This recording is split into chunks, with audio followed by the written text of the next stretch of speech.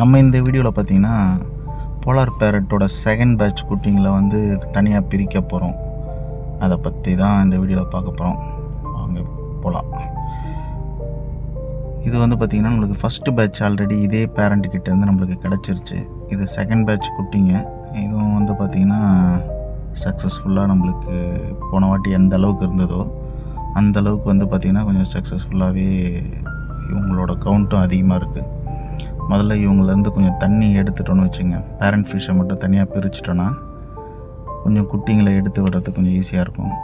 இது ஃபஸ்ட்டு வாட்டி அந்த மக்கை போடும் போது தான் பார்த்திங்கன்னா கொஞ்சம் குட்டிங்க மாட்டுற மாதிரி இருக்கும். ரெண்டாவது வாட்டி பார்த்திங்கன்னா கொஞ்சம் எல்லாமே அடியில் போயிடுச்சுங்க. கொஞ்சம் பக்காவாக நம்மளுக்கு சப்போர்ட் பண்ணுறாங்க அவங்களே.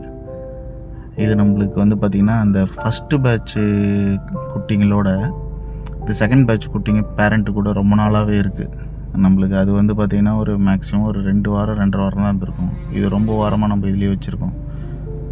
நம்மளுக்கு இது எடுக்கிறதுக்கு முன்னாடி வரலும் பார்த்திங்கன்னா அந்த தண்ணி கலங்களாக இருக்கிறதே நம்மளுக்கு தெரியாது. இந்த பானையும் அந்த பைப்பும் எடுத்த பிறகு தான் பார்த்திங்கன்னா உள்ளே அவ்வளோ கலங்களாக இருக்கிறது தெரிய வருது.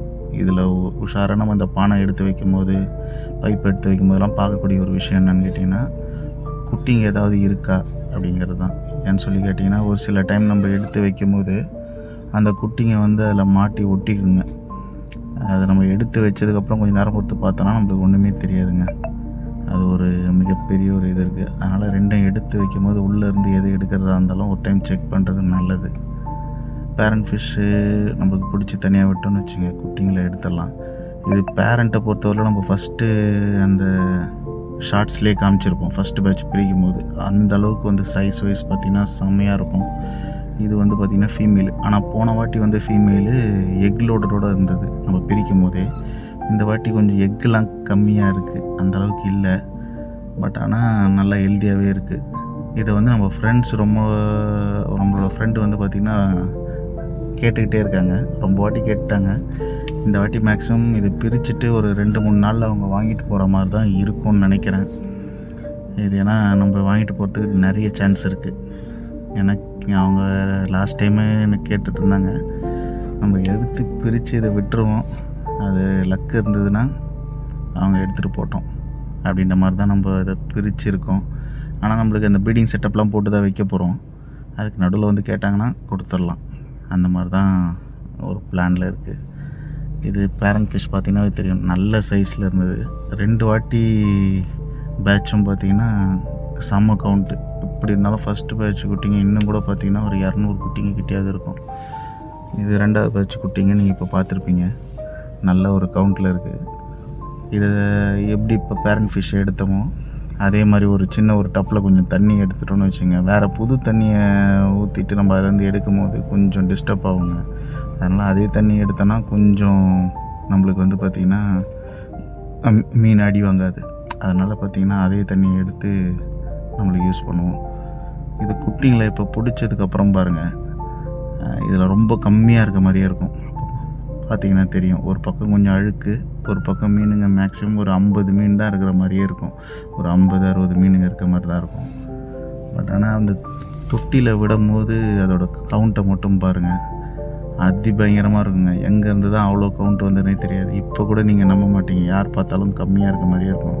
இப்போ பாருங்கள், இப்போ வெளியே எப்படி வராங்கன்னு. இன்னும் கூட அந்த அழுக்கில் அவ்வளோ இருக்குது. கிட்டத்தட்ட ஒரு 250-300 கிட்டே இருக்கும் போல இருக்குது ஃபிஷ்ஷுங்க.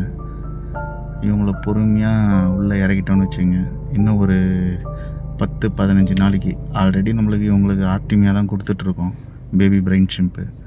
அதே தான் கண்டினியூ பண்ணுவோம். இன்னும் ஒரு 10 நாளைக்கு கண்டினியூ பண்ணிவிட்டு அதுக்கப்புறம் லைட்டாக மொயினா கொடுக்க ஆரம்பிச்சிட்டோன்னு வச்சுங்க.